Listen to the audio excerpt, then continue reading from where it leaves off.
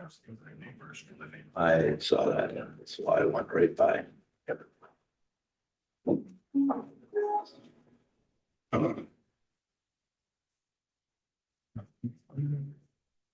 Good evening and welcome to the Chaska City Council meeting for Monday, July 1st, 2024. We'll call the meeting to 11 o'clock.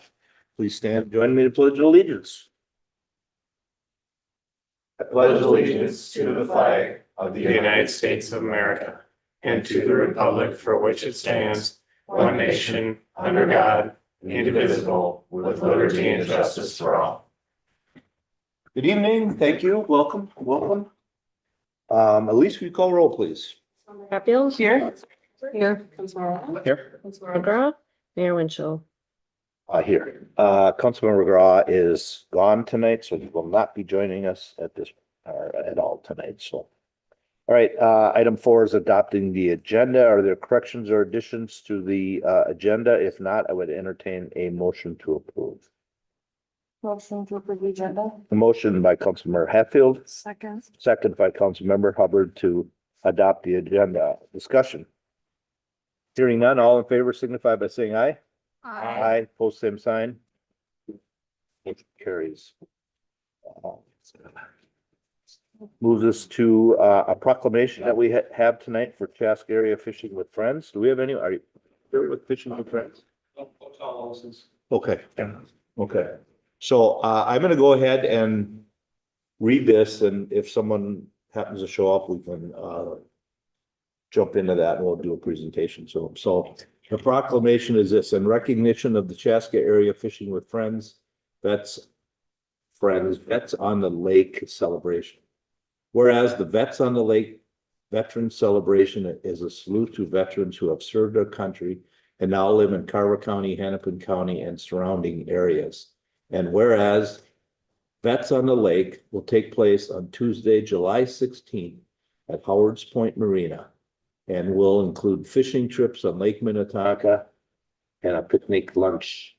And whereas the event provides an opportunity for local veterans to enjoy the outdoors and fellowship with each other. And whereas the city of Chaska is grateful to the Chaska area fishing with friends for organizing the veteran celebration and for their ongoing efforts to provide enjoyable fishing opportunities and boat tours to veterans, senior citizens, youth, and adults with disabilities.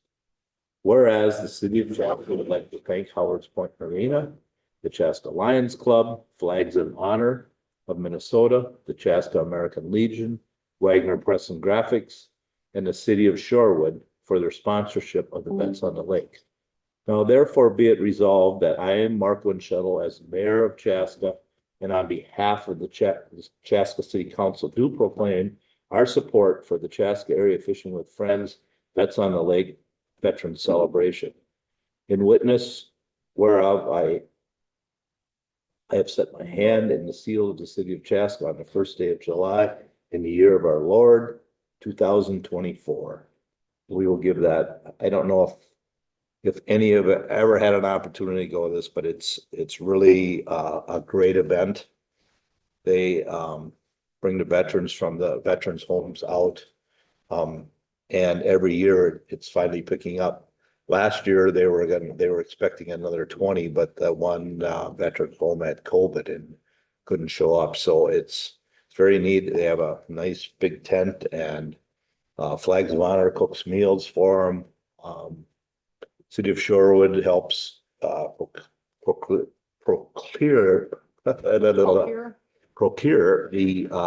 the space so we can do it there. And it's in Howard's Point's great. So it's really a fun event if you get an opportunity.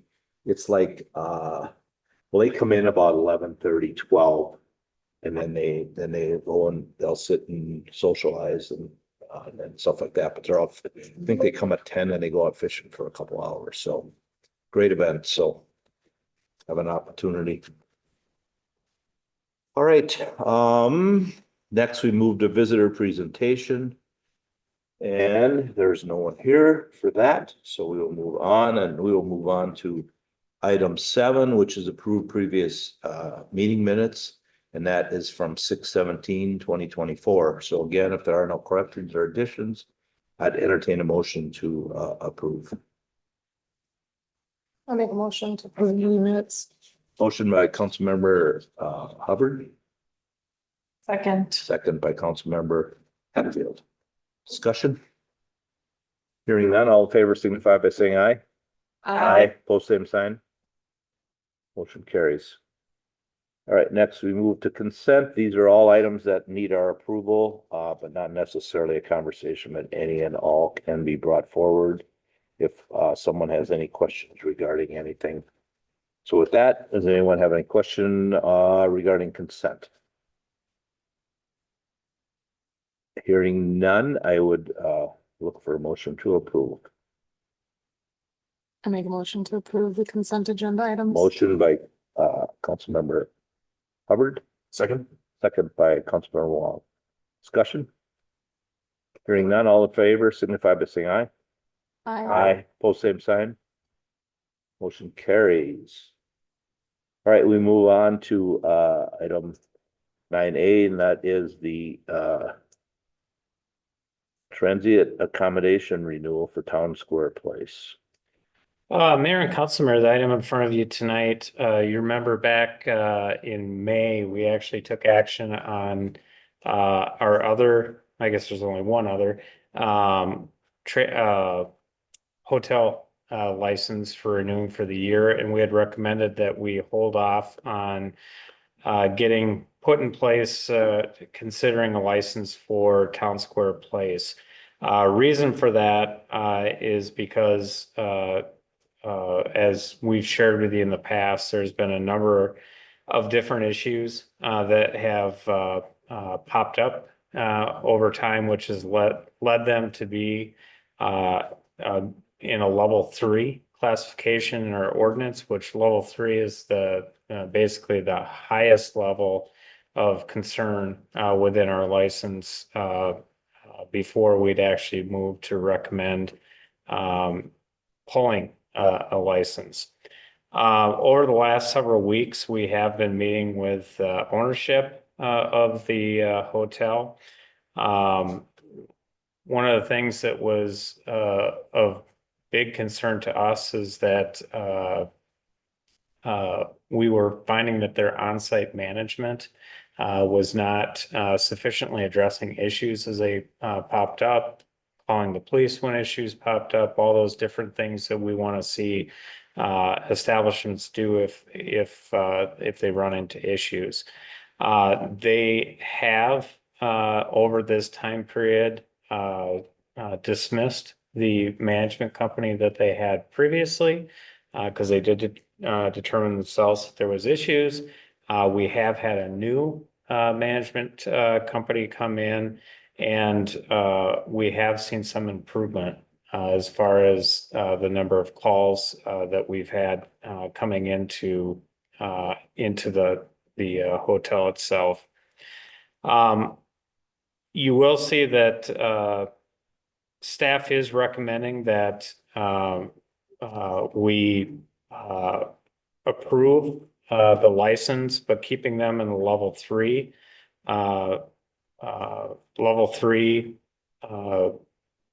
status for what what they actually would be classified as. And then we did, I'm trying to pull up the letter here. We did put together a letter that really sort of talked about some of the specific things that we were going to require as part of this, because one of the biggest things that we saw as being an issue is that we didn't have management with decision-making authority that was present and that could be present within a short period of time if things popped up.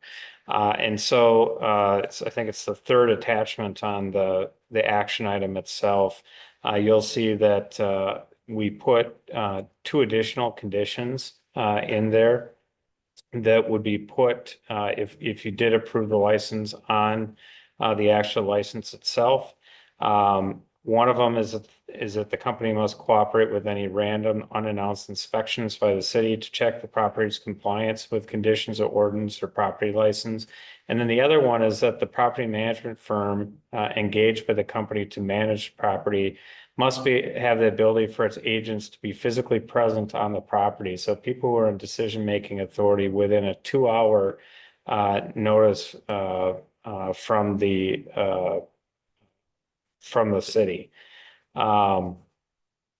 So really trying to get at how do we make sure that we have good contact with the management that's there. The other thing we talked quite extensively about was the security.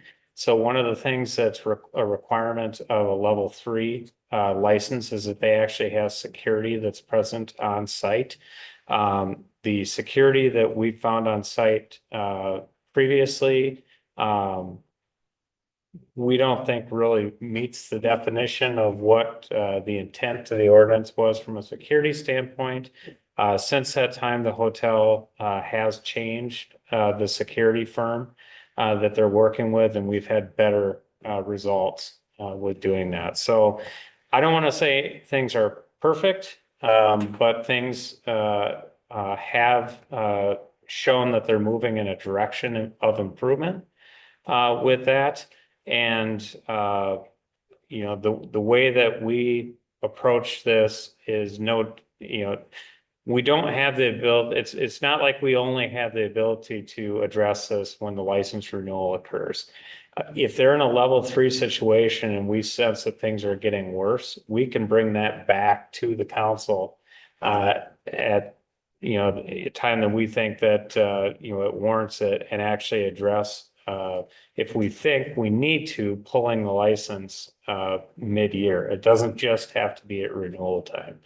So like I said, staff feels again that it's been moving in the right direction, that we finally have some people that are actually on site that seem to have a good sense about what's going on and have the decision-making authority to be able to take the actions that they need to. And at least from the standpoint of allowing them to see, can they get themselves out of a level 3 situation as far as the license go. We do have a representative here from the ownership of the hotel who probably can elaborate even better sort of the approach they're taking to that, and answer any questions that you might have as far as how they plan to operate if the license is to get approved. I have a question before that. Yep. And it's probably a question you can ask. With the random inspections, who facilitates that? Is that the police department or? It's the Okay. police department. All right. Yep.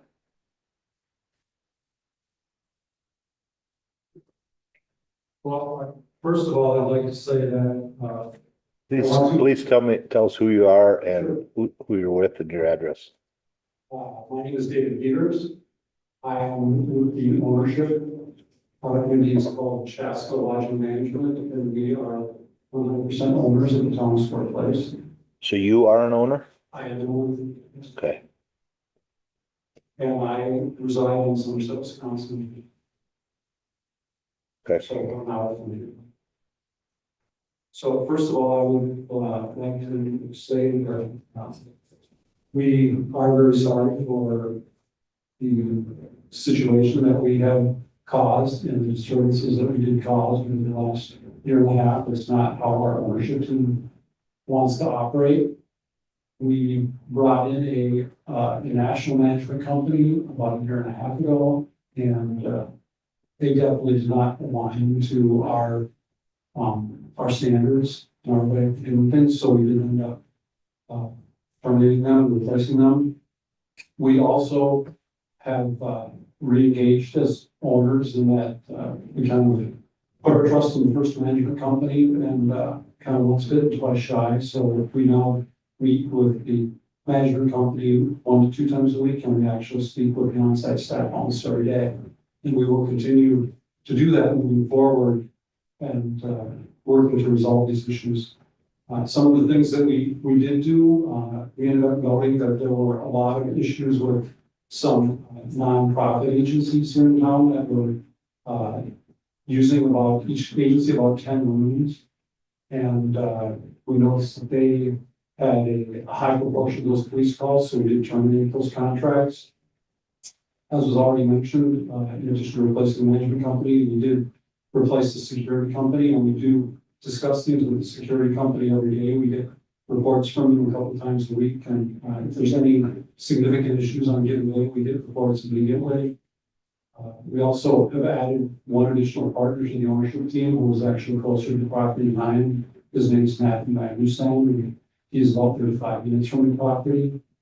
So we have a general manager who is now authorized to take action where she wasn't before. She's receiving a lot more training than she has before.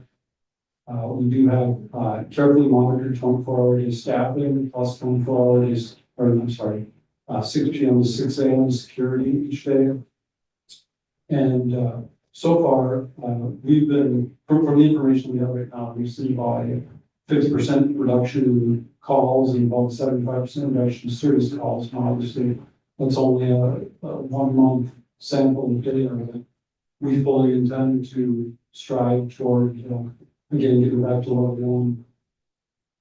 So any questions that anyone would have on this? I certainly. Questions? I guess my biggest question is, why didn't you let the previous management company go when you saw that they weren't meeting expectations?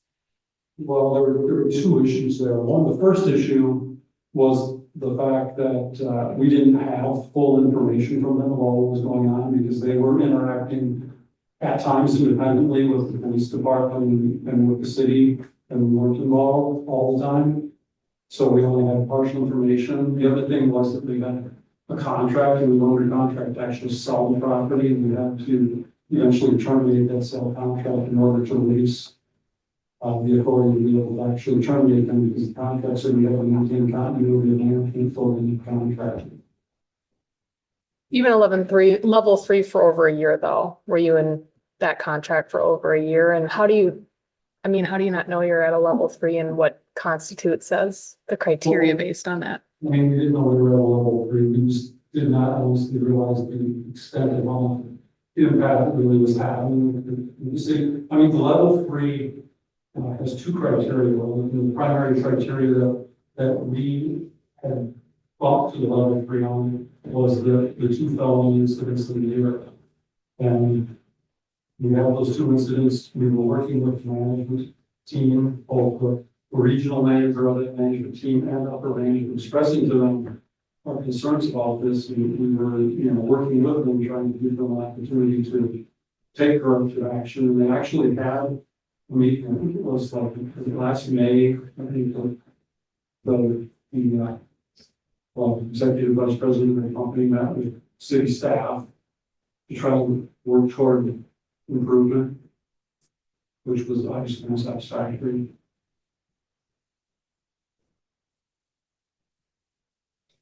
I noticed in the paperwork that it states that you guys are more of an extended stay. Is that the majority, or is that all of the rooms now? Are they now all extended stay, or are there any rooms that are now still a nightly hotel?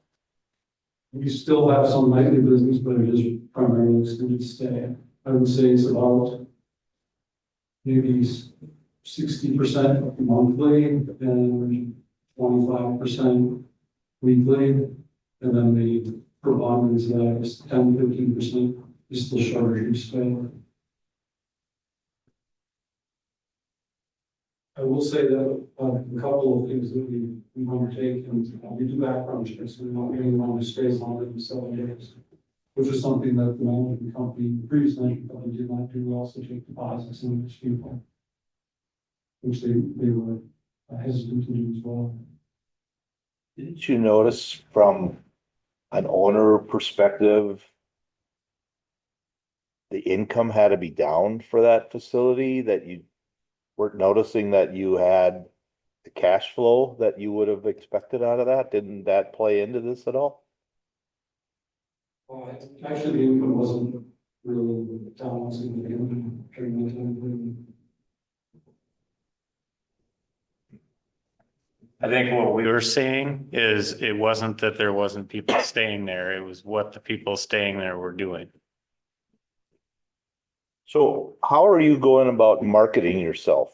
Right now, if I can go around the city and ask anybody, they'll tell me that's where all the drugs are being sold. How are you marketing yourself that you've turned this around? What are you doing? Well, we're marketing that we have a new management team in place. We're marketing, when people come to look for the extended stay products, we are marketing that we have a no tolerance policy for those people. We are, we've had some recent reviews that have improved, public reviews online are starting to improve as we enforce those rules. We do the background checks, we have the deposits, we have removed people, anyone that causes trouble gets removed. And I think that is having an impact on all the people that are there, because the ones who might cause trouble are not looking and saying, hey, I actually want to stay, I better not cause trouble. Are you doing something locally? Are you putting any signs out saying new management? Are you doing anything? Versus just, I'm sure you're marketing internet, which is the only way you can do it nowadays, but what about somebody that's just driving by here and our local people? How do they know that there's new management? Well, there will be a sign actually being put on, I think, about a week or so. Outside the building, along for everyone. Is there any thoughts about changing the name? Possibly. I think the bigger thought with us, honestly, is to get the property stabilized now and consider changing use. What if we decide that we don't want to rezone that and it should stay a hotel? Because a hotel provides an economic benefit to the downtown area.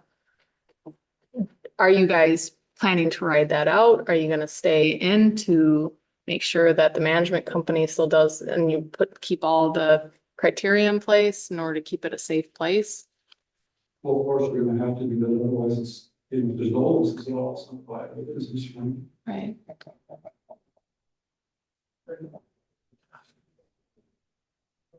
Have you? I haven't been in there in a long time, nor did I have any interest in going in there. Have you remodeled? Are you fixing it up? Is the pool back operational? Is it look and feel like a hotel or extended stay? Well, the pool is not currently being used, but the rooms, most of them have been remodeled. We did spend about $1.5 million since we purchased the property, upgrading and improving the property. New interior fixtures and flooring, lighting, all that kind of stuff. We have done safety, cosmetic and functional upgrades, and we have new heating systems throughout the building. The exterior was redone. We're going to do some additional work to the exterior as well. But we've been maintaining the building and trying to improve it. Do you own other hotels? I do, yes. My partners do. Okay. Did this one seem odd, what was happening to you as an owner of other? I would say it's slightly atypical, but there again, we were working closely with the management company. I personally have never used the management company on my properties before. The last one that I used here in Chaska. And they, their job is to do 90% of the work. And so we were trying to trust them with that. And obviously, it didn't work out very well. And I will admit that we could have been more diligent. We should have been more diligent.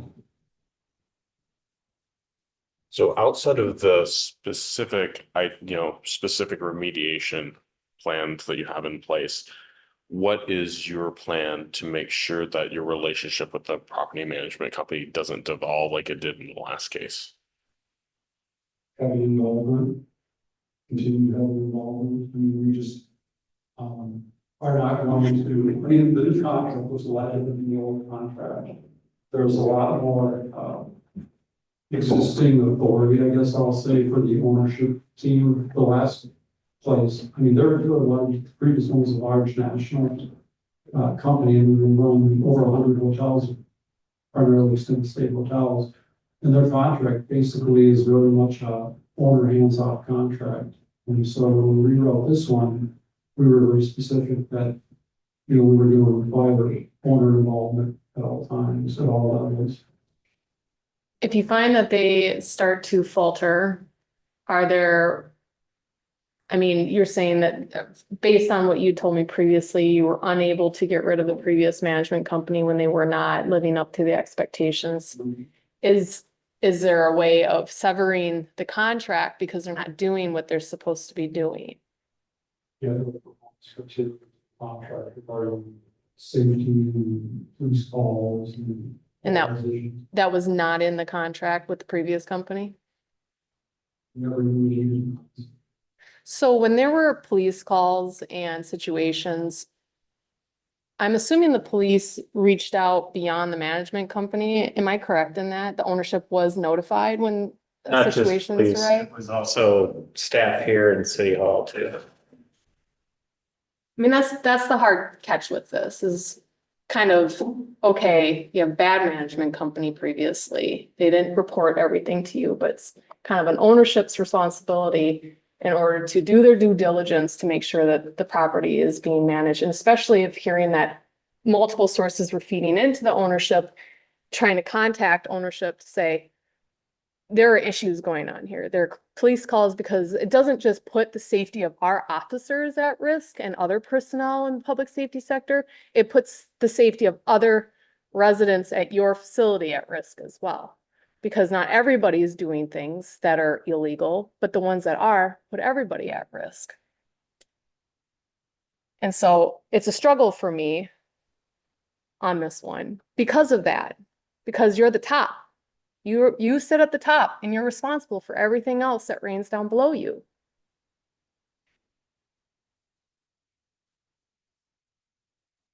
All I guess I can say is that there's been a significant change. Fully engaged and changed all the policies and directives and, made the safety issue a top priority with everyone. So it says in here, and Councilmember Hubbard touched on it, but I guess it says that where is it? That it's far better off to our community that it's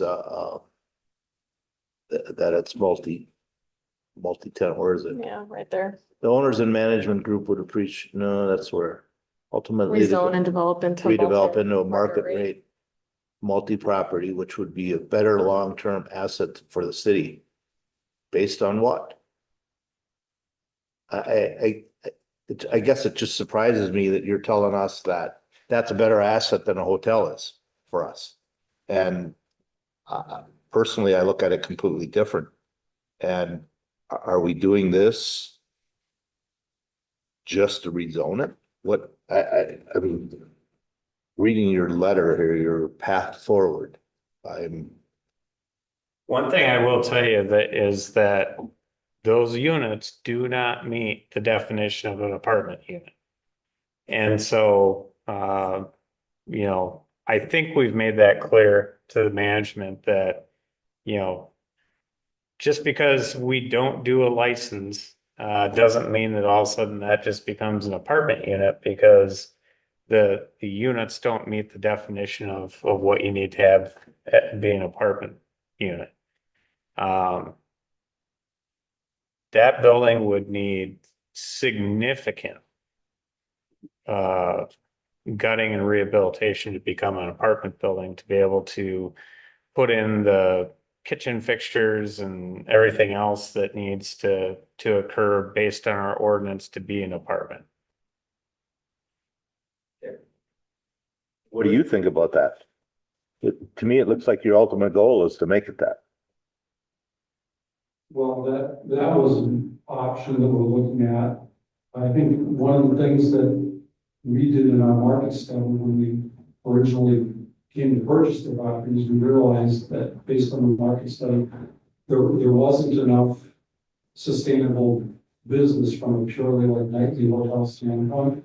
And I believe that, the previous three owners kind of proved that out because the property was unsuccessful in the previous towns, including the most recent foreclosure. But that's not the choice of the building owner. That decision was made in 1999 when that building was zoned. I think I own a business, there's a few business owners sitting up here. And when my business isn't doing well, I'm not like, it's the market. I look around and I'm like, where in my business do I have efficiencies to gain? And I'm not trying to tell you how to run your business, but it's on a river. There's 10 plus wedding venues around here, big ones, expensive ones. Golf courses, our event center, curling that comes regularly. So Corporate entities. corporate, yep. I just can't fathom that there's not business if the proper investments were made. It's literally on the river, stunning space. So to me, I just think that's, I'm not saying this to you personally, but it seems lazy to me to not make those investments and not see when you have a gem there. It's literally one of two hotels here. And Yeah, and that's the important factor. Yeah. You know, the economic development of our city. And I've talked to numerous parties that said that they used to send the workers that would travel in to the Chaska area down to stay, and they don't anymore because it's not a safe place to stay. And so, as the mayor was alluding to, you have to push that boulder up the hill in order to make it happen. But my fear is, what if we, do not want to see an apartment complex there? We want to see a hotel there. What if that's the case? Is it just like, it's too bad, so sad? Because for a year, you sat at a level 3 and you were notified of the problems that were happening, and management company or not, nothing was done to rectify it. It just wasn't. It just got put on the back burner, and things just kind of kept treading and treading until you were going to be denied, and now it's like, okay, a sale fell through and you're with this building. Now you put a new management company in place. That's fantastic. They're doing what they need to do. But if you don't line up all the dominoes and don't fall the right way, are you out? Is it going to go back to the way it was? I mean, yes, we can pull and we don't have anything there, but it is, again, go back to the safety of the people that stay in your hotel and our public safety. Need to provide and the neighbors surrounding. We need to provide a great space and something that's safe for people to be at. And it's a reputation. You're a part of our community. You are a benefactor of the community, but we're also a benefactor of you being in the community, and we need that to shine. And it can't be a sore spot in the community. And right now, reputation-wise, it is. So you have a lot of work to do in order to make that happen, to reverse that and change course. Well, we fully intend to do that. We're not gonna just own the property. That doesn't make any sense to anyone. I want to hear that commitment, because that's important, because if we don't give you the checklist that you want later on down the line of saying, oh yeah, we'll rezone this into a multi-family property, I don't want to see that be abandoned again. I will say again, that wasn't our favorite operator, my standard of operating. And yeah, we took our hands off the wheel, if you will, and we made a mistake. But that, we're not going to allow that level of unchecked by a management company in the future. I think you can tell there's been some frustrations here. That has been a troubled spot. It's hard for us to recommend a hotel and send them there. I honestly, I don't. I send them elsewhere. I wouldn't send anybody there. And as hard as this is, I putting my faith in what you're telling me, that that you're making these changes, you've made these changes. But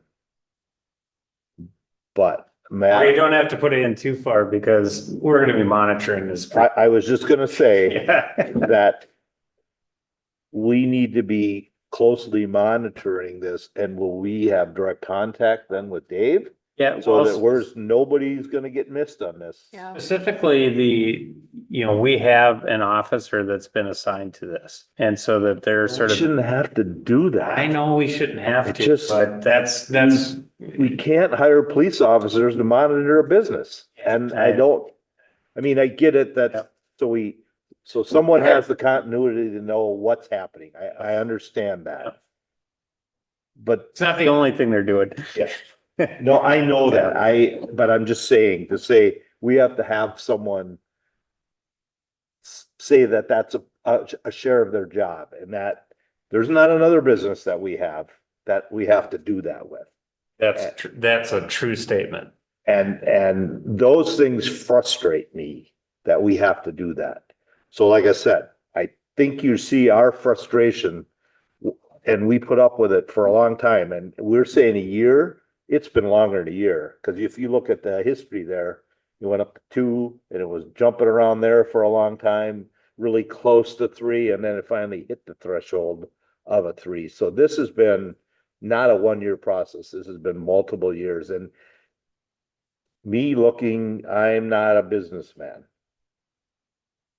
I don't understand how that wasn't saw somewhere there, that there was lots of problems happening about not visiting your property and things like that. And that scares me a little bit.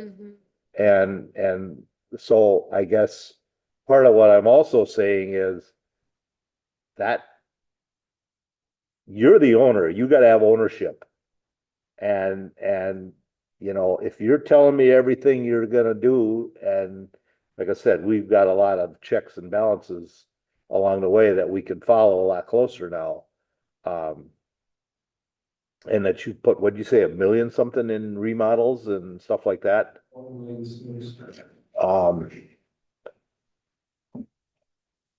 But it's still very, I'm still having a hard time with it, but I'm trying to be positive. But it's caused us a lot of heartaches here for years.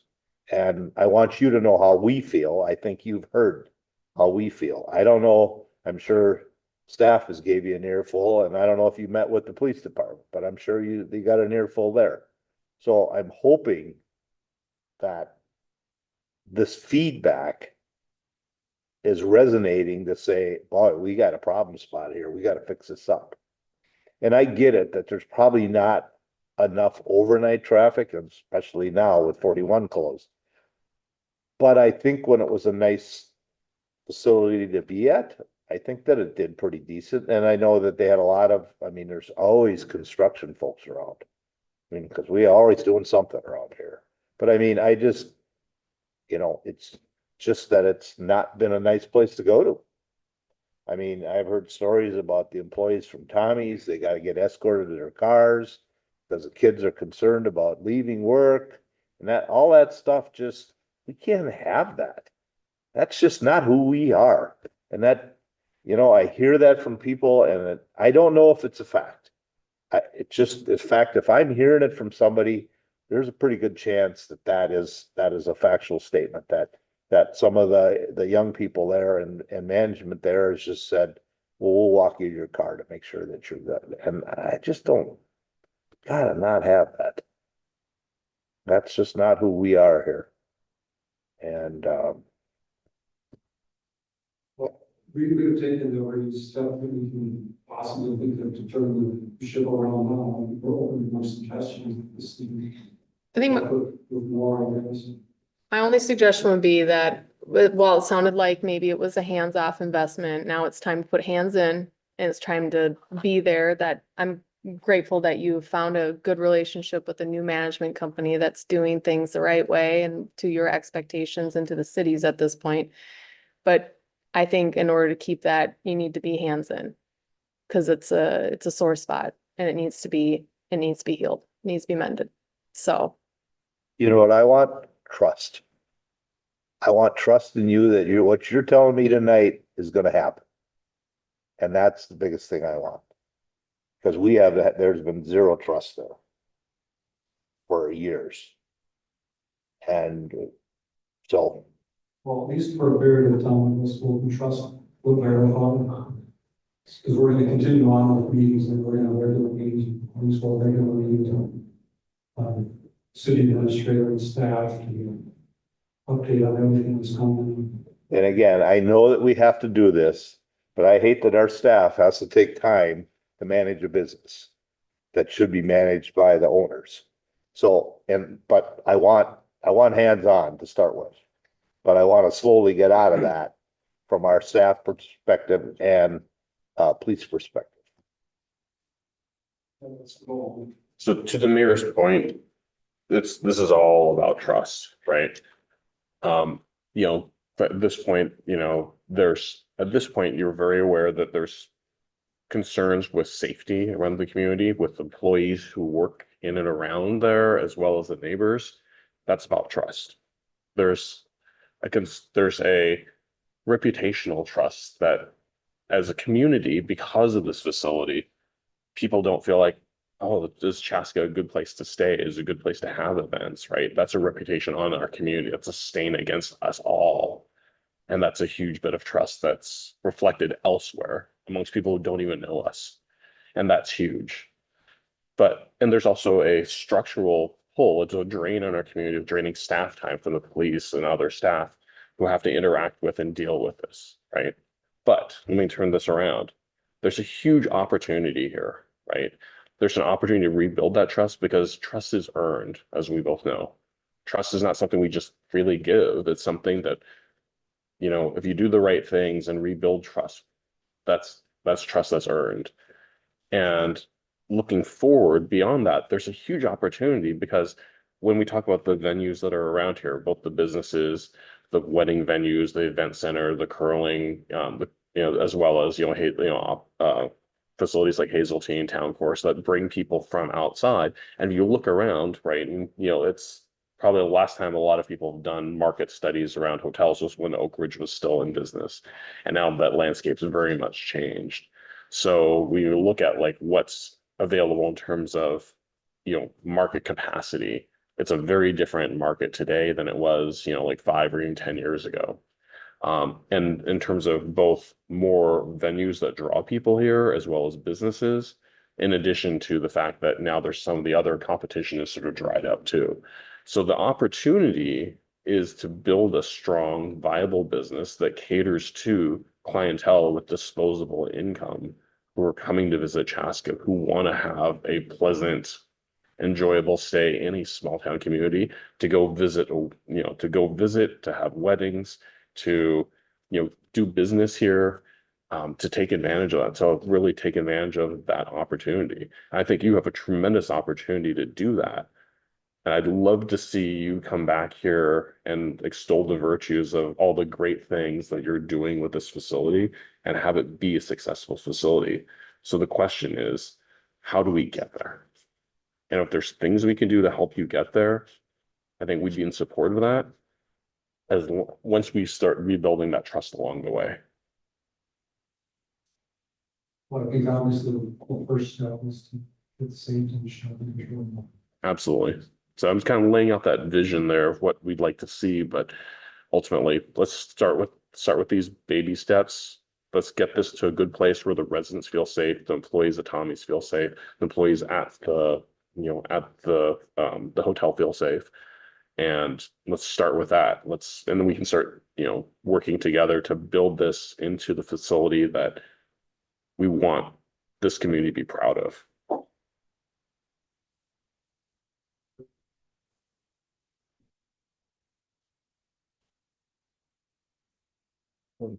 Anyone else?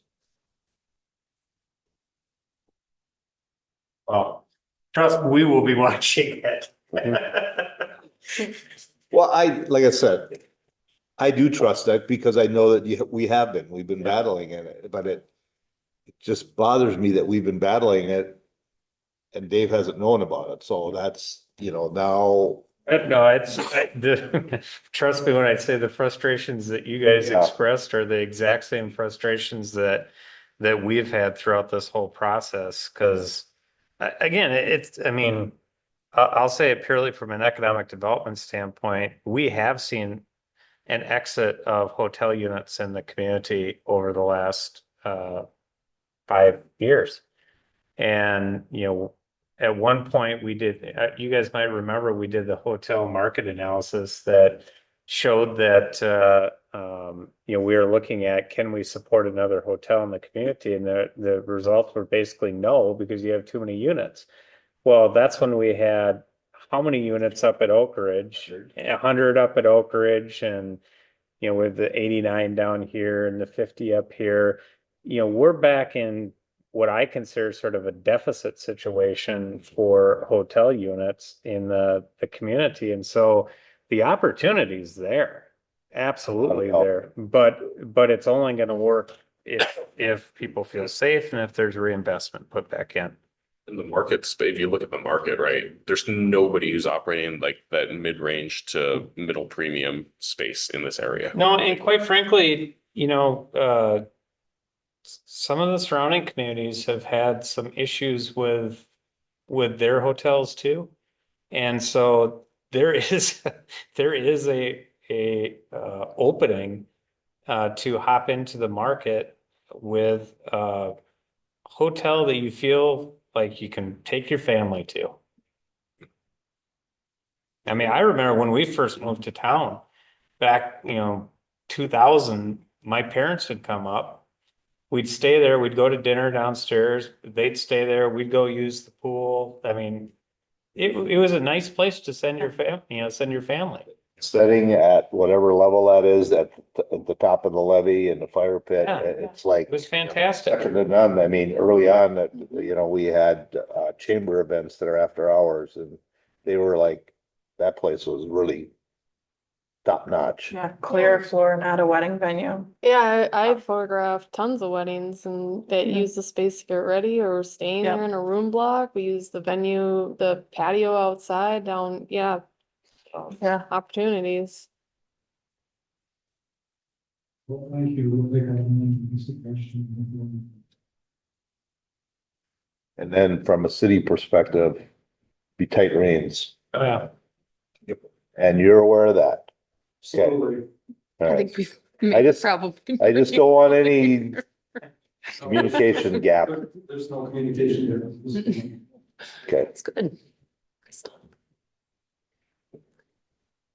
All right. If no one else has any comments or questions, what we're looking at tonight is whether or not to renew TownSquare Place transient accommodations. With the conditions, your conditions that we've put in. Okay. What he said. Do I have that in this one? No. Okay. Do we have to add that to the motion with the new conditions? Yeah, I would. Okay. And we're clear, the new conditions are. I would say, I would actually say more specifically is approve it with the conditions laid out in the June 3rd, 2024 letter. Okay. All right, June 3rd, 2024 letter. Okay. all right. All right, I make a motion to renew the TownSquare Place transient accommodation license with the additional requirements that are stated in the June 3rd, 2024 letter. Second. Okay, so we have a motion by Councilmember Hubbard, second by Councilmember Wong to renew the transient accommodations with the conditions of the June 3rd, 2024 letter. Discussion. Just don't make me regret this. Yeah, same. Okay. All right. Nobody further? All right, all in favor signify by saying aye. Aye. Opposed, same sign. Motion carries. Thanks for being here. Thank you. Thank you. That's the only item we had on for action items. So, with that, I will move to, bills. I have a few questions. We'll keep it quick. So page 6, there's an item for City of Chaska.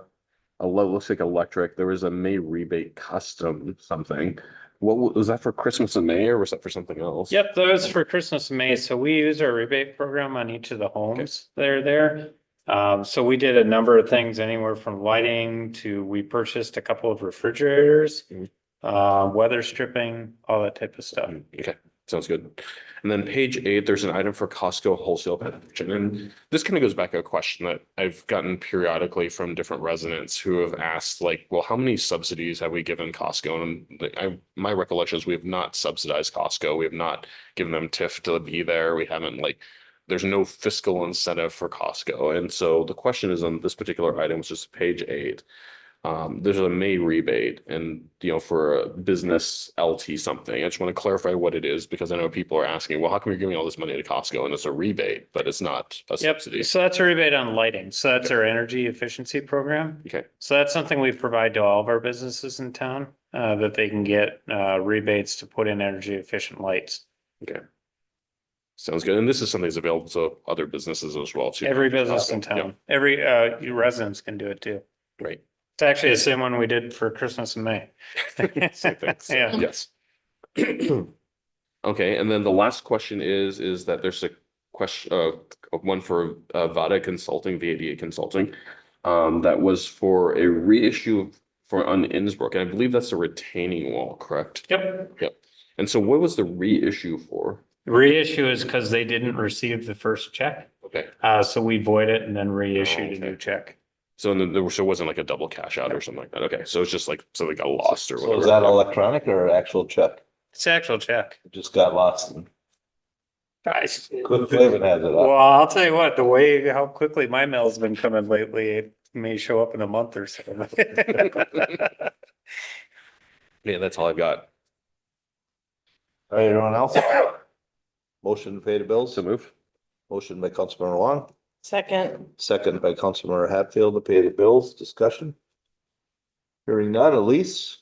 Councilmember Hatfield? Yes. Councilmember Hubbard? Yeah. Councilmember Wong? Aye. Mayor Winchell? Aye. All right, moves us to, what do you call that, other business. Let's start with Councilmember Wong today. All right.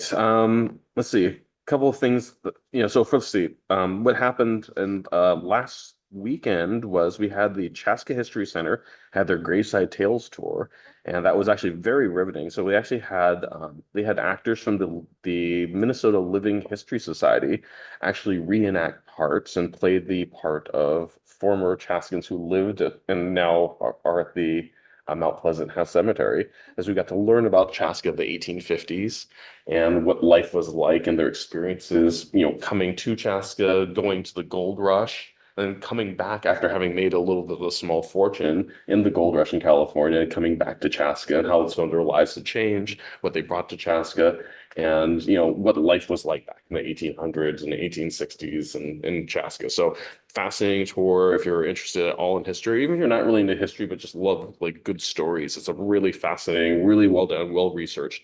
And the actors were really fantastic, and they were also dressed in period costumes too that were very authentic to what people actually wore in that time. So so if you didn't get a chance to, attend that and, are interested, I know that there's other opportunities that they're planning on in the future to do something similar to that. So great way to, kind of learn a little about Chaska's history and also what things were like back in the 1800s too.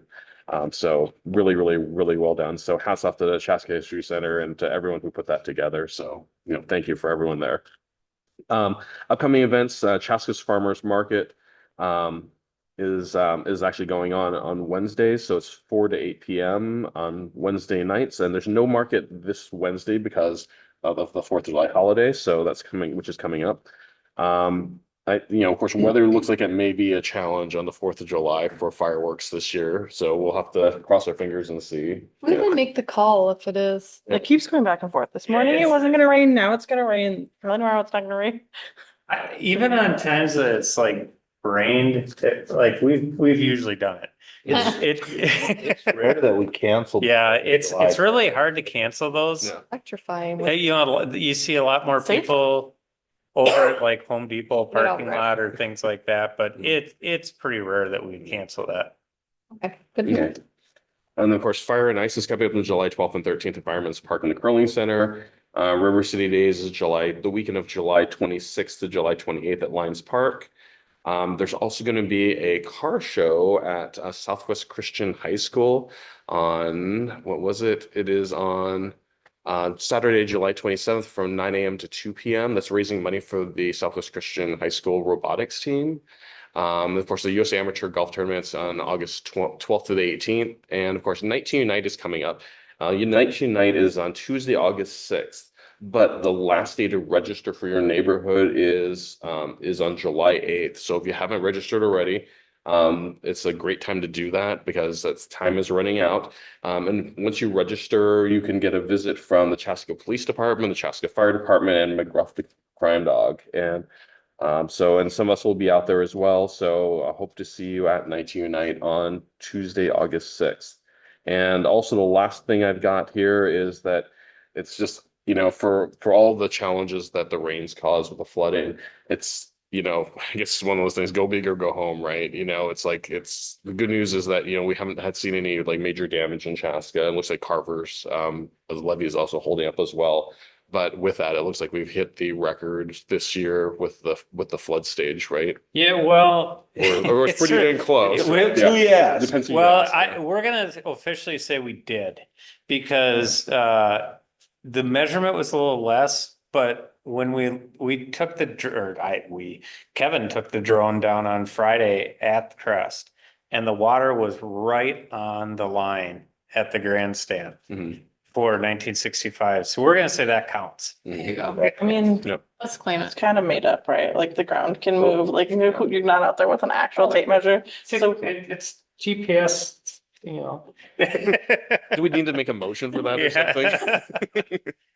Yeah, I think that Carver County, the emergency management, theirs was like, it showed like 35.18 or something like that. That's what I saw in that message. So at least from Carver County's, Carver County's measurement or data that they got from NOAA, that the Jordan River crossing, that was like 35 versus 32.1 or something. Yeah, So- the Jordan River crossing for sure beat the 65. Yep. And Henderson. I And believe. Henderson did too. too, yeah. Yeah. So it's, I mean, if not, it's you know, it's for us, it's looking like, yeah, it's, you know, it supports. But things are receding really quick. Yeah.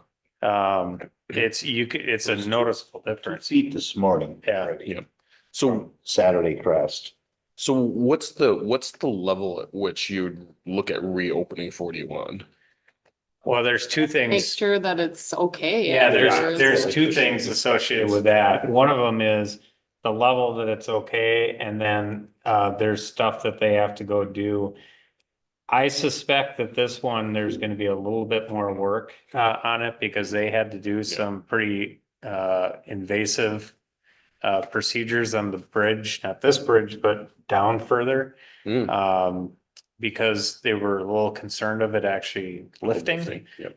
They basically drilled 44 holes in the deck of it and then took a lot of those Jersey barriers, they all got to remove on 41 so that it doesn't restrict the water. Yeah. And then they took all those and piled them on the top of that bridge to keep it in place. Which bridge was that? That's the one that goes, When you look down, you can see like the connecting point of the rivers low Yes. enough, you know? Yep. yeah. Yeah. So They were getting close to doing it on 41 for a while, but then luckily it, Basically give it like flow through so that way it wouldn't float. So yeah. it takes some pressure off. Yeah, yeah. I mean, we'll know more in the next few days, but my gut tells me it's 2 weeks. Yep. Month of July. You think the whole month? So here, and the reason I'll say that is Friday, maybe, I went out with a MnDOT guy and he took me across the bridge and we went out there. And when you look, through the water. no, just to the water, Okay. just to the water. I just pictured you in a canoe with MnDOT. One of those duck vehicles. But anyways, Talk about 41. he said you see that sign down there? And I go, yeah, well, and I went, well, that's not right. There was a sign standing in the middle of the road. And the only way that could stand there is Shifted. everything went. Oh, great. And now, That's so nice. now on Sunday, he told me that sign is down. So that means that there's a lot of washing going on, and even he said his supervisor drove through the ripples, right when you cross over, there's all kinds of ripples. And that generally means something's washing it away. Yep. And so I would If that venture, happened, you're right. I'm thinking that it's gonna be long. Well, first off, it has to dry up. It has to totally dry out before they run trucks on it. Yep. And then you gotta assess how much damage there are. They gotta fix all the shoulders. Although it is amazing how, so last week I went down to Mankato and this afternoon I went down to Mankato. And 169 was underwater in two different spots. Today was completely open. Highway 22 was underwater when you crossed St. Peter. Today was completely open. So they've been opening things pretty as quickly as they can. And I feel like sometimes I always feel like Jordan opens faster because the counties can work on it quicker because they're not like MinDOT has a lot to do. Well, the other thing that has to be done according to MinDOT is the bridges, because of the water running on them and the core drilling, the bridges have to be structurally looked at to make sure that there's no structural Sure. damage to them. So they gotta go through Absolutely. some structural engineer. I don't know what that entails. I don't know what that means. Some sort of inspection at least, yeah. No, I think it's more in the surface inspection because that water's been pounding those Yeah. railings so long. And the good thing about kind of how, where the water's flowing out there and washing, the road out.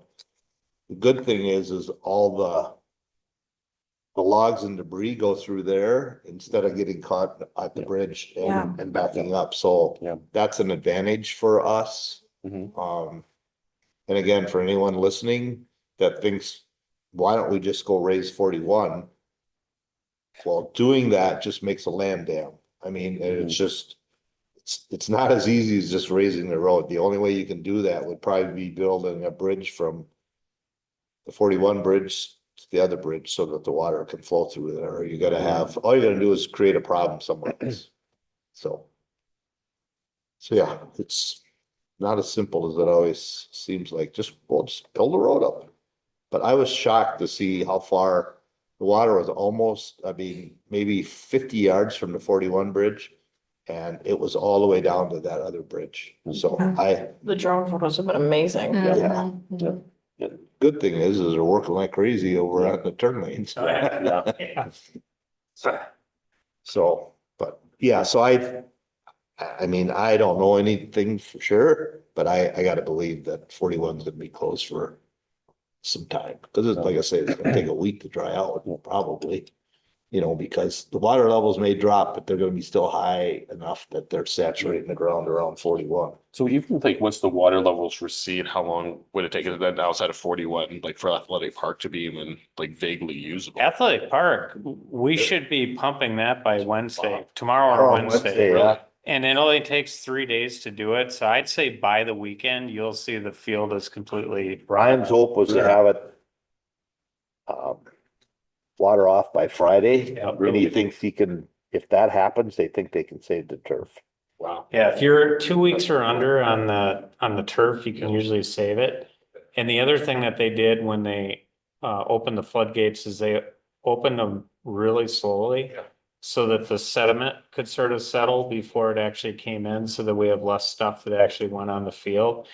The other thing I thought was pretty cool about Athletic Park is if you look at where the water ended up cresting at, the stuff that they stored. Yes, I noticed that. Staff higher than. I was like, Yeah. oh my gosh, I hope it doesn't get any higher. That gave me a little bit of anxiety Me seeing too. that picture. And they moved that up. Yeah. From initially, they had it on lower steps. And just before Was someone they, motorboat in there? How did they get in there to move it up? well, that's another, no, they did it before they flooded. Oh, They knew the crest was gonna be higher than anticipated. just like anxious, like, oh my gosh, I hope it doesn't get any higher. Yeah, but It's fascinating, but yeah, by Friday, Saturday, you'll see that field's dry. Yeah. Wow. Wow, it won't have water on top of it. So how long would it take from that point to like playable again? I'd say 2 weeks. Fair enough. That's so wishful. You have to power wash I the love whole your grant. optimism. And because it went above and into the ceiling panels, all the lighting has to be redone. So there's gonna be a lot of electrical. They're really good though. That's the stand out there Hey, is, it's not our guys, we have to hire Work them. also. We I can't, know.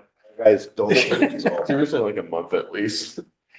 Maybe. who needs That's August, you're done, electricity? you're done playing down You're there. done. Yeah. I mean, Means your season's over. well, they're already in the playoffs by then, so. I'll probably, Brian could probably give me a pretty good sense tomorrow and I can get it out when he thinks it'd be ready.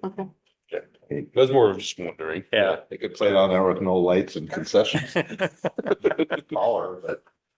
No, I mean, generally, it takes a while. It just, there's a lot of stuff going on and they gotta get people down there power washing and cleaning and It's a lot. it's a lot. Probably a good time to thank Clone for letting the Cubs borrow. Go right ahead. No, sorry.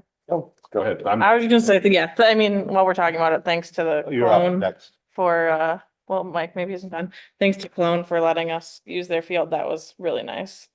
So the Cubs could keep playing and I'm sure the Cubs are grateful. Yeah, I ventured out there on Friday to watch the game I and was it just got saying rained out. They It's so They got sad. hammered in compared to what we got. Oh, They it said was, yeah, it was just- standing water on the baselines. There was no way they were gonna be able to play. I felt so bad. They were like, we try. So, but the cap agency was able to raise quite a bit of money and food for their Yeah, $600 So, cash and 800, I think was cash Was it and 800? 200 pounds of food or Yeah. something. I don't know. so that many people were there, cause I was just. had No, it did one. not. I mean, to me, it didn't look like that many people, but I think a lot of people just came, dropped their stuff off and like, Oh, I and probably left should've or done that. whatever. I didn't. Well, I checked and they said they were playing, so I just figured they're all gone by the time I. It's like somebody else dropped their stuff off. Gold star for me. Anyways. You're up. Well, is Councilmember Wong done? Yeah, he Are you said he's done. Okay, I missed that part, sorry. Did you hear me? I said you're up. Well, I don't know if he was done for sure. Come on. Picnic with police, so some events coming up. Picnic with police is July 18th, 5 to 8 at Veterans Park. That's always one of my favorite events. I don't know that I looked if they're doing stuff the squad, probably I assume so, with school supplies. So I guess look on Facebook for if that's true. I think it's probably true. So that's always a good one. And then Bark in the Park at the Farmers Market is July 24th, starting at 4. So that's always a fun one too, with all the puppies in the park and get to see them. Lots of concerts in the park coming up, so good to look on Facebook for those. And then River City Days was already mentioned, but I am excited that the parade is back this year, and downtown, so that'll be really nice. But maybe whoever leads it this year could drive slower, because last year or the year before we were running. Yeah, I remember that. It was crazy. And then, so those are the events coming up. Some other things, basically just come shop downtown, eat at the restaurants downtown. It's actually like the road being closed is not great, but it is such a nice time to walk around downtown, eat at the restaurants, because it is just like quiet and quaint and, a little bit feels a little cozier. So it is just a nice time. When I went down there to walk on the levee, I was like, just vibing. It's just a vibe with no cars down there right now. I know it's not great. We want them coming through the businesses, but highly encourage everyone to go to those businesses and still patronize them while the road is closed. And then flooding, like I said, I went and walked on the levee. I think it was Thursday night, so one of its high, towards the higher point.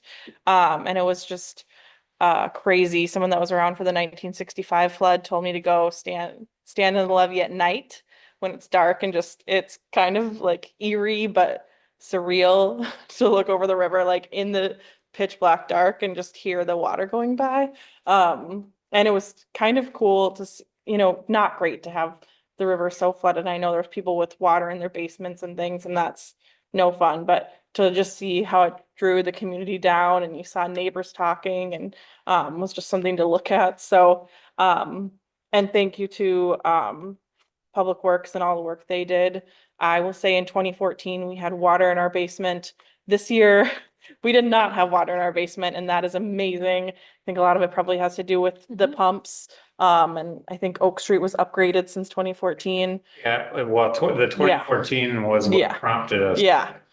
But Yeah. So as it was, 2014, the rain happened here. yes, yeah, it was This rain all absolutely. was imported through. Right, right. Yep, it was definitely different, but I can tell you, like, it's not fun when your basement floods and you have to pull everything out and clean that up. And I was definitely stressing. I went over one night and picked up everything off the floor so that if it did flood, it wasn't so bad. And we have water sensors because if you've lived in a house where your basement floods, it's not fun. And it didn't flood. So, but I know that there were neighbors that definitely had water in their basements, and that is not as fun as I mentioned. So definitely thinking of them and our neighboring communities as well. So definitely a crazy year for flooding. And then really the final thing I have is just a question for staff.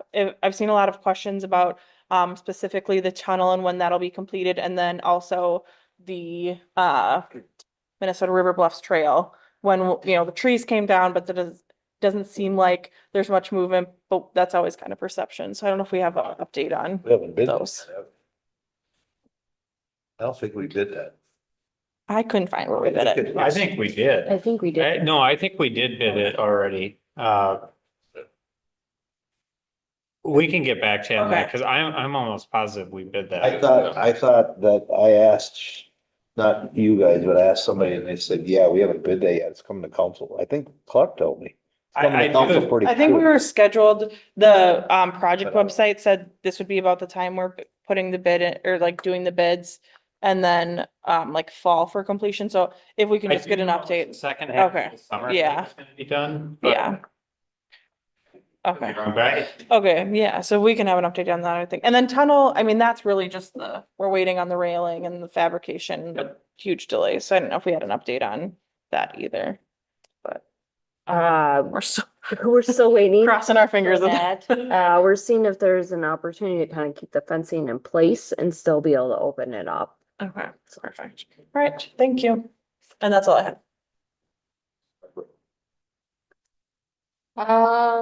Just a few things. I attended the Human Rights Commission's Pride picnic last Saturday.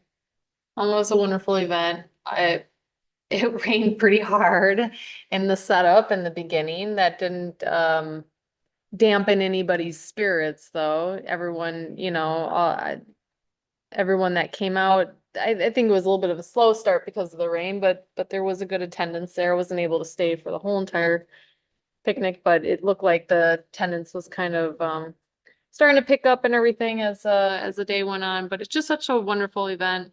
And being at Veterans Park, I know the bouncing around can be a challenge. So hopefully they kind of find a good home and kind of stay in that spot for just, continuity. Thank you. That's the word.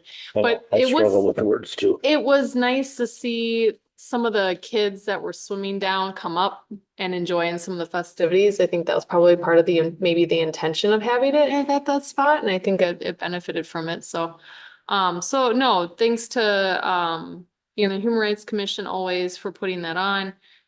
Their volunteerism with it, all the sponsorships, staff, and for Park and Recs and Lisa was there. So, great event. Councilmember Wong mentioned Fire and Ice, but you didn't mention the dunk tank. Oh, that's right. Yeah, I forgot. Yep. So Park and Rec Yep. is doing dunk tank, and they had a sign up sheet, and it looks like Councilmember Wong and I are the only I'm people. signed up too. Okay, I was like, other than the new superintendent And and our police chief, we're the only brave enough ones at I this told point in time to Sydney, put ourselves I on the line. absolutely eat those Oh, things. I've never participated. It's- I'm dreading it. It's an unbelievable shock The when your cold. body hits the water. It's, It's just like hose water. yeah, it's terrible. Oh, yeah, so I look forward to, All I gotta To do is that. fill it up about 2 days ahead of time, instead of that morning.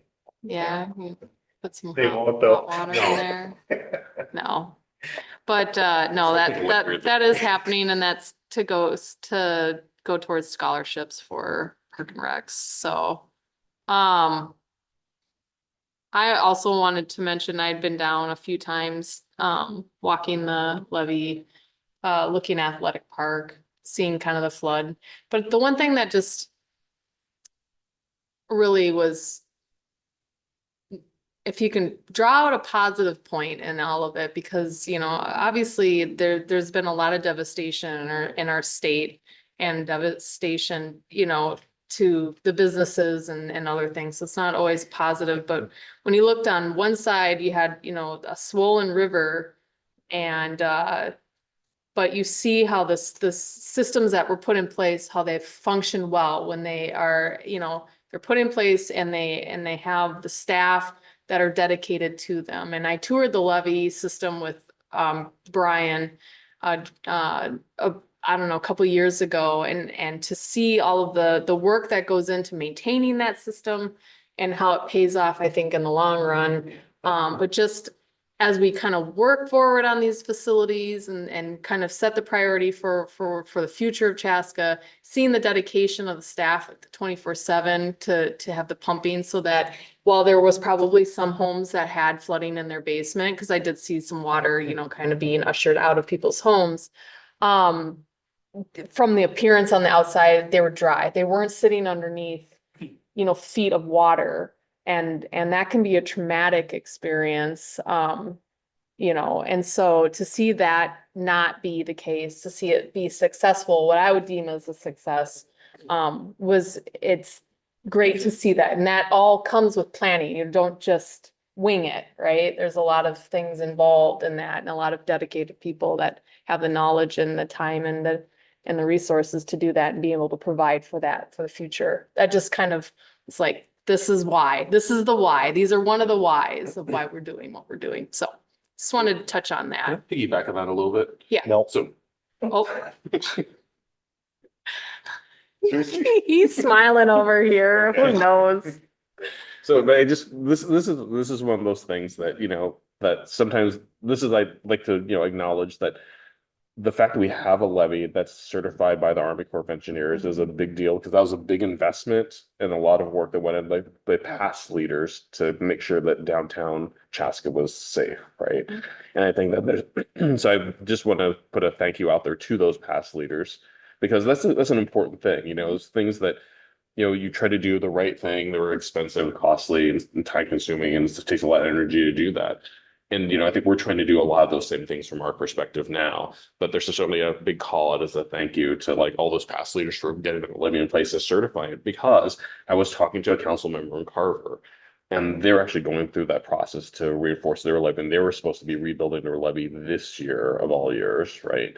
And so they're a little bit on, you know, pins and needles of like what's going to happen of, you know, like, you know, certainly a few days ago.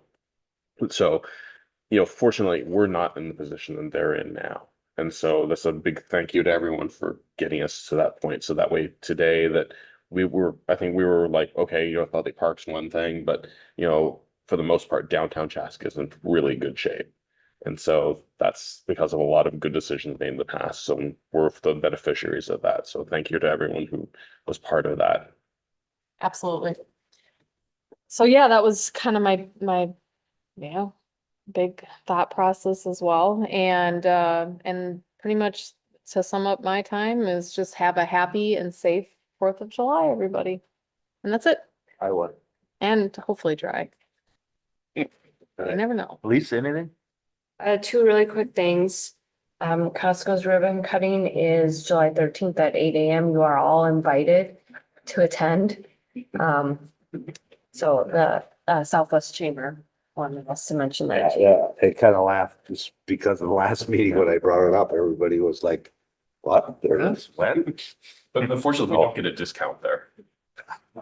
And then, my other quick item, kind of to Councilmember Hatfield's, talk about coming to downtown and visiting downtown. We're working with the Business Alliance and Park and Rec to put on an event on Sunday, July 21st, in downtown. So we'll have more information to share, but it'll be from 11 to 2 that day.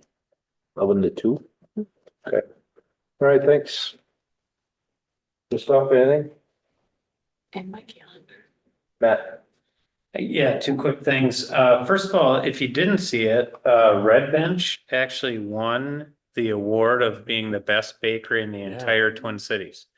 wow. They beat out, A lot. they beat out Cafe Latte, Yeah. which if anybody's ever been to Cafe Latte, that It's place so is good. awesome. But they beat them out and came in #1 in the entire Twin Cities, so. Wow.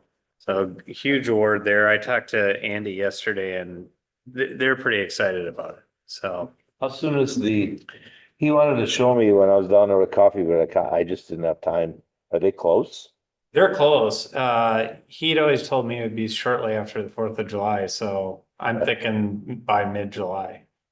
Oh. Have a chance to go back there. And then Christoph just reminded me that we probably don't have the contractor chosen yet for the trail because the county still has the JPA, the Joint Powers Agreement for that. And so we would need that to put a contract in place. So there's your answer. That's all I have. All right, thanks. Just a reminder, we have a quick EDA meeting immediately following, so we'll close this one and go right into that. I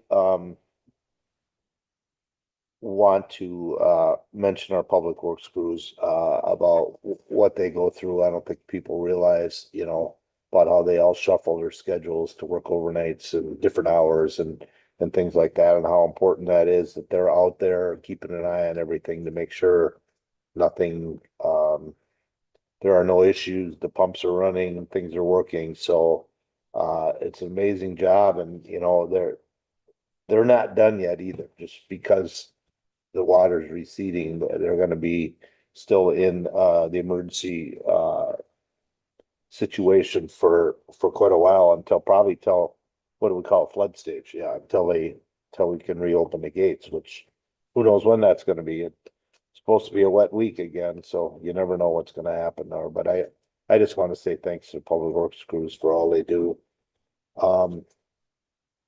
Saturday night, there was an incident at the river where a person walked in, and fortunately, that person, I'm not sure how, but made it underneath the bridge and all the way to Shakopee, where they found them there. But the point I'm trying to make out of this is that in a way, it frustrates me about the amount of what happens, about people that have to go on a river in the middle of the night with small boats, and we have to get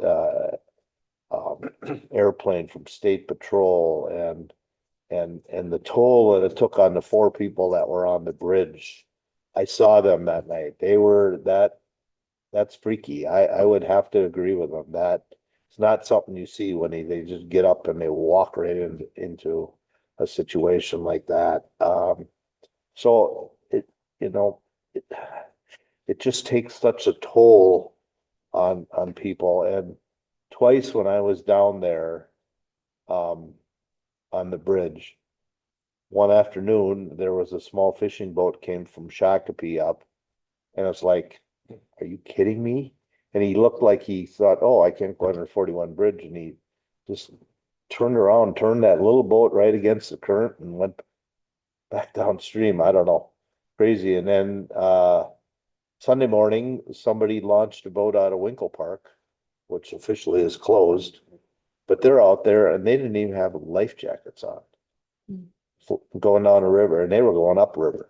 I mean, it frustrates me, because if something happens, it puts all of our public safety people in such a bad position.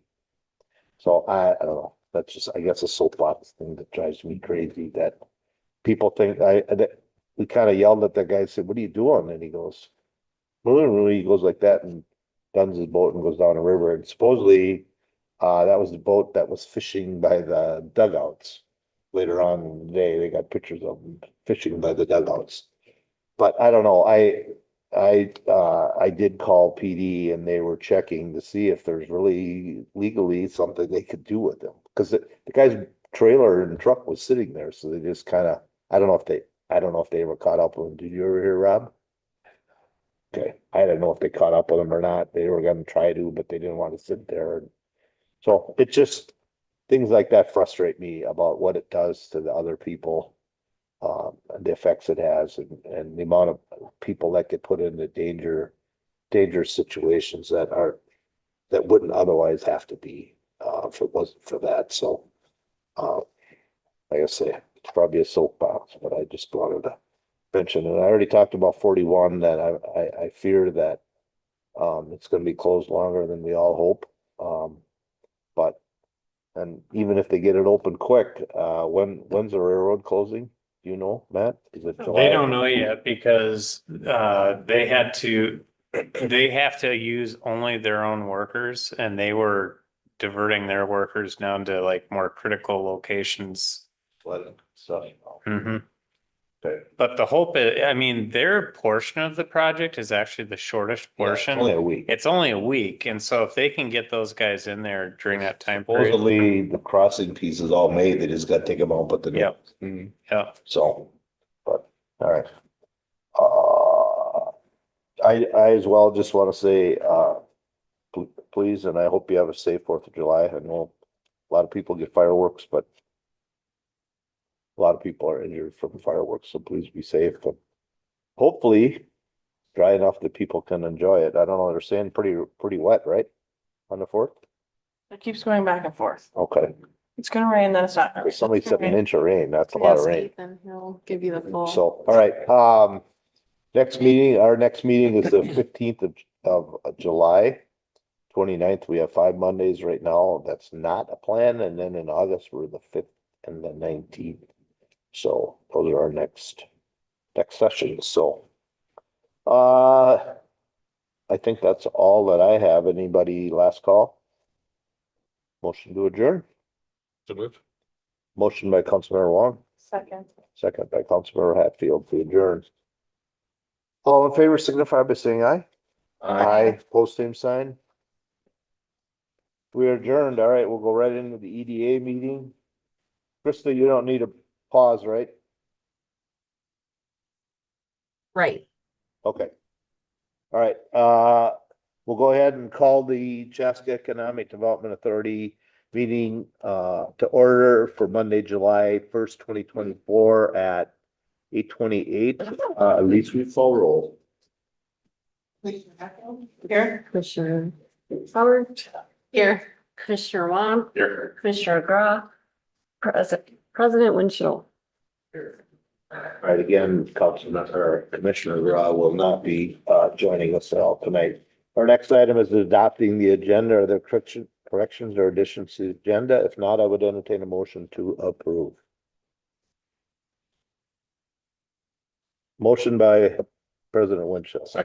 Second by Commissioner Wong. Discussion? Hearing none, all in favor signify by saying aye. Aye, post same sign. Motion carries. All right, next is approving the previous meeting minutes, and that's from EDA 5/20/24. Again, if there are no corrections or additions, I'd entertain a motion to approve previous meeting minutes. So moved. Motion by Commissioner Hubbard, Second. second by Commissioner Hatfield, approving the previous meeting minutes from 5/20. Discussion. Hearing none, all in favor signify by saying aye. Aye, post same sign. Motion carries. All right. Who's item 5 discussion, or that's our discussion item, is approved ratification of bond sale, Chaska EDA Series 2024A. Mr. President, Commissioners, the item in front of you tonight, you also dealt with in a council meeting, but because this is EDA lease revenue bonds, we have to approve it through the EDA. But it's a good time to just share with you how good our sale was. I mean, we we went into it feeling pretty good about where the market was gonna be. Doing that, but we did sell on, last Monday, the 24th. We had our parameters resolution that took us all the way up to 5.75%. We ended up at 4.1%, which actually reduced the amount of principal that we needed to bond for by $1.7 million. So we saved a lot of money from what we had planned for in this. And so- I thought it was 4.8. No. No, 4.11. Oh. Yeah. Or when I was signing that, I thought it was maybe 4.8. It was 4.08, but then we negotiated to get the principal down, and then with that, we dealt with the interest rate. Okay. So, but we're extremely happy with where we came in with bids on this. So we do need to have the EDA officially ratify everything, just like the city council did. And then we'll be settling things up. I know that police has been working with finance to get our drawdown schedule for the actual contract payments. So we match it up with drawdown of the bond payments. So so with that, staff is recommending that you approve the series 2024A bonds. Discussion. Just one comment is that in the big scheme of things, in order to get such a favorable, such a favorable rate is built not just on a shrewd financial move now, but there's a lot of work that went into it in previous years and making sure that we had a strong bond rating, we had reserves, but we had set aside money in the right places, that we were building, good infrastructure. And there's a lot of things that S&P's looked at. Does that mean planning for the future? It means planning for the Oh. future. Yes. Yeah. And I think that was one of those things that, again, building a lot of the work that was done in the past to get to this point where we could get such a favorable rating and save, $1 million basically plus. So, thank you to, staff and to all the teams who, made that happen. So very much so. Yeah, thanks. Yeah. Well said. I know this is probably the wrong place, but it's kind of talking about that. How far behind are we with the rain? I know it was 2 weeks. Are we? I'd still say we're about 2 weeks because they've been able to get in some weekend They were time. working on when I left. Yeah. I suppose they're worried about rain again all week. Yes, well, the second half of the week would have been shot anyway. Yeah, that's right. That once you hit the fourth, those contractors aren't coming back. Yep. So, actually the week actually sort of is gonna work out okay from a weather perspective. But we're still a couple weeks behind, but I mean, they're talking now about footings on July 15th. Originally, they were talking about footings at the end of June, so not that far off. There's stuff it's still within the range that we could make up in the project. All right. Anyone else? If not, I would entertain a motion to approve Chaska EDA Series 2024 bonds. So moved. Motion by Commissioner Wong. Second. Which one? Hubbard. Second by Commissioner Hubbard. Discussion. Hearing none, all in favor signify by saying aye. Aye. Pose same sign. Motion carries. You know what, I probably was, we're in other business, I'm gonna talk here real quick. We kind of went through that really, really quick, but we spent a lot of time on this in our council meetings, so this is just kind of a formality because it's EDA that we have to go through, so it wasn't like we just kind of rolled over that really quickly and didn't spend any time on it. But we've spent a fair amount on council time on that, so. All right, with that, anyone have any other business? Hearing none. Motion to adjourn. Motion to adjourn. Second. Motion by Commissioner Hatfield, second by Commissioner Wong. All in favor signify by saying aye. Aye. Both same sign. We're adjourned. Thanks for being here. See you in a couple weeks. Happy 4th.